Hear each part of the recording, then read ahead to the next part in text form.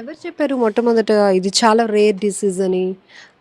10,00,000 మందిలో ఒక్కరికొచ్చే వ్యాధి అని ఎవరు చెప్పారు? డాక్టర్ చెప్పారు. తర్వాత మేము కూడా గూగుల్ చేసాం, చూసాము. విస్కోటాలజీ సిండ్రోమ్ గూగుల్ చేస్తే అందులో మాకు కూడా కనిపించింది. అంటే మేము రేర్గా విన్నాం కాబట్టి డాక్టర్ చెప్పడం, హ్మ్.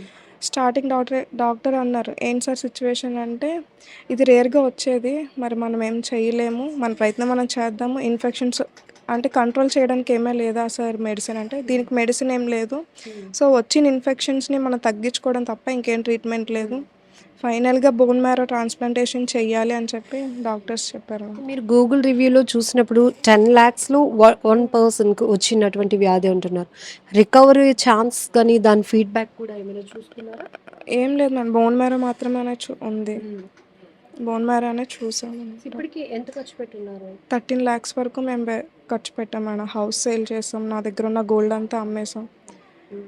ఇప్పటి వరకు మేము 13 lakhs వరకు చేసాం. ఇంకా మా చేతిలో ఇంకేం లేదని చెప్పి మేము క్రౌడ్ ఫండింగ్ కోసం అని చెప్పి ఇలా మీడియా ముందు వచ్చి ఇప్పుడు ఎంత అవుతుంది అంటున్నారు ట్రీట్మెంట్ కోసం? 20 lakhs అవుతుంది అన్నారు మేడం.